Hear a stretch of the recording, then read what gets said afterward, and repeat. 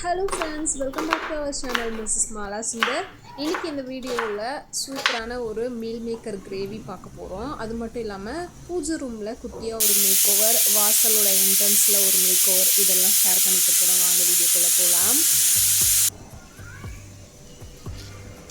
இந்த meal maker gravy பண்ணுறதுக்கு ப்ளைனான வாட்டரில் மீல் மேக்கரை ஒரு 20 மினிட்ஸ் வந்து சோக் பண்ணி வச்சுருந்தேன். மீல் மேக்கர் பார்த்திங்கன்னா நல்லா சாஃப்டாகிருச்சு.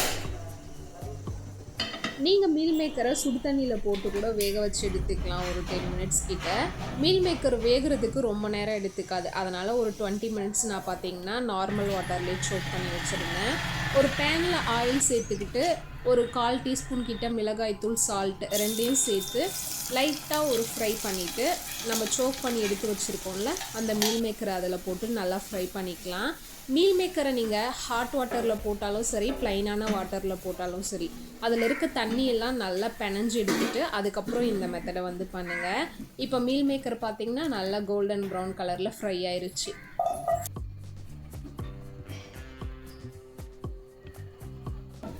அதே பேனில் ஒரு 2 டீஸ்பூன் கிட்ட எண்ணெய் சேர்த்துட்டு நீல வாக்கில் பார்த்திங்கன்னா ஒரு 3 வெங்காயம் கட் பண்ணி வச்சுருக்கேன், அதையும் சேர்த்துக்கிறேன்.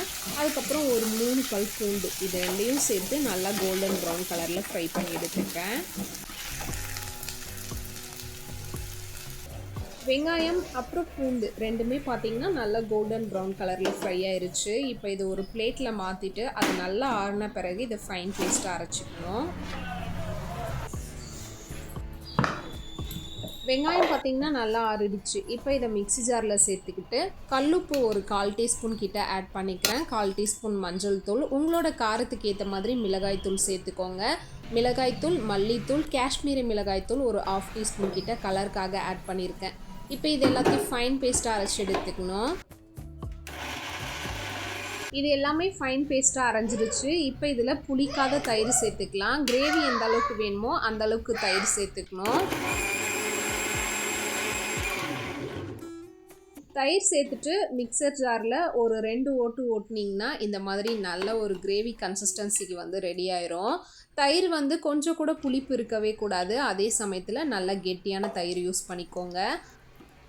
பேனில் 2 டீஸ்பூன் கிட்ட கடலெண்ணெய், ஒரு பட்டர் க்யூப் சேர்த்துருக்கேன். பட்டர் க்யூப் நல்லா மெல்ட்டான பிறகு தாளிப்புக்கு ஒரு பட்டை, 3 கிராம்பு, 1/2 டீஸ்பூன் சீரகம் சேர்த்து சீரகம் நல்லா பொரிஞ்ச பிறகு ஆல்ரெடி நம்ம ஃபைன் பேஸ்ட்டாக அரைச்சி வச்சுருக்கோம்ல அதை டைரெக்டாக சேர்த்துக்கலாம்.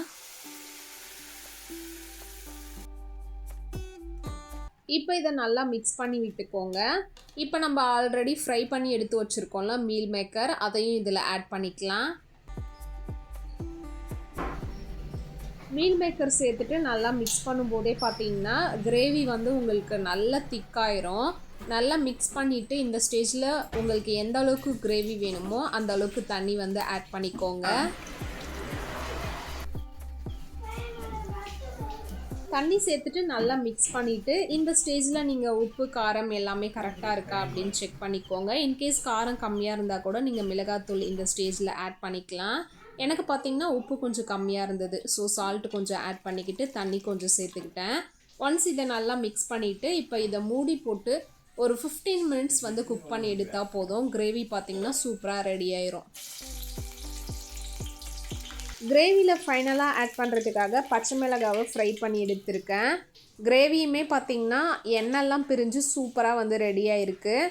இப்போ இதில் நம்ம ஃப்ரை பண்ணி வச்சுருக்க பச்சை மிளகாவை சேர்த்தாச்சு. ஃபைனலாக கசூரி மேத்தி ஆட் பண்ணிக்கிறேன். இன்கேஸ் கசூரி மேத்தி இல்லைன்னா நீங்கள் கொத்தமல்லி கூட யூஸ் பண்ணிக்கலாம். ஒன்ஸ் மிக்ஸ் பண்ணி எடுத்தோன்னா சூப்பரான டேஸ்ட்டில் மீல் மேக்கர் கிரேவி வந்து ரெடி.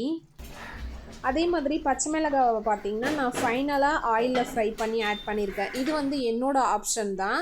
நீங்கள் வந்து தாளிக்கும் போதே கூட பச்சை மிளகாய் ஆட் பண்ணி அப்படியே கிரேவி பண்ணுறதுக்கு வந்து ஸ்டார்ட் பண்ணிடலாம்.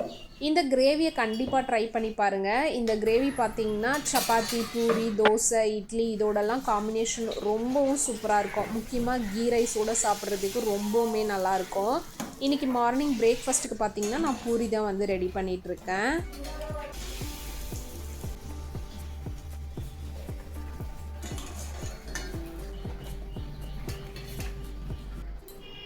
இந்த கிரேவி பார்த்தீங்கன்னா செய்யும்போது ஒரு கன்சிஸ்டன்சியில் இருக்கும். நேரம் ஆக ஆக நல்லா திக்காகும். ஸோ தாராளமாக நீங்கள் தண்ணி வந்து ஆட் பண்ணி குக் பண்ணிக்கோங்க.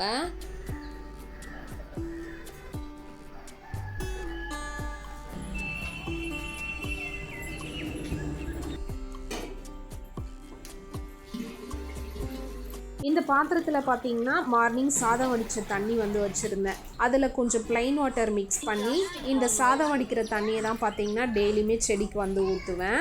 சாதம் வடிக்கிற தண்ணி, அரிசி, பருப்பு அதெல்லாம் கழுவுன தண்ணியெல்லாம் செடிக்கு ஊற்றுனீங்கன்னா ரொம்பவும் செடி வந்து ஹெல்த்தியாக இருக்கும். அதே மாதிரி செடிக்கு தண்ணி ஊற்றும்போது ஒன்று இயர்லி மார்னிங் ஊற்றுங்க, அப்படி இல்லைனா ஈவினிங் நல்லா வெயிலெல்லாம் கம்ப்ளீட்டாக போன பிறகு ஊற்றுங்க. இன்கேஸ் ஆஃப்டர்நூன் சமயத்தில் ஊற்றுனீங்கன்னா செடி வந்து ஸ்பாயில் ஆகிறதுக்கு அதிக சான்சஸ் இருக்குது.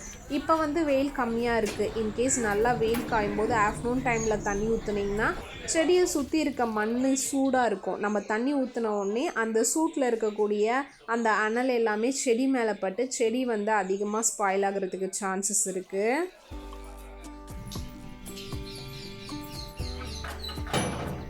போன வீக் பார்த்தீங்கன்னா மீஷோலேருந்து ஒரு வால் டெக்கரேட்டிவ் ஹேங்கிங் வந்து வாங்கியிருந்தேன். மெயினாக இந்த பூஜா கேபினெட்டு ப்ளஸ் வீட்டோட அந்த வாசல் என்ட்ரன்ஸ் இது ரெண்டையும் வந்து டெக்கரேட் பண்ணலாம் அப்படின்ட்டு தான் பார்த்தீங்கன்னா பிளான் பண்ணி வாங்கியிருந்தேன். நாளைக்கு பார்த்தீங்கன்னா கிருத்திகை. இன்றைக்கி பூஜா கேபினெட் ஃபுல்லாக க்ளீன் பண்ணிவிட்டு கையோட அந்த ஒரு குட்டி மேக் ஓவரையும் பண்ணிடலாம் அப்படின்னு சொல்லிட்டு உள்ளே இருக்க திங்ஸ்லாம் எடுத்துகிட்டு அப்படியே க்ளீன் பண்ண ஸ்டார்ட் பண்ணியாச்சு.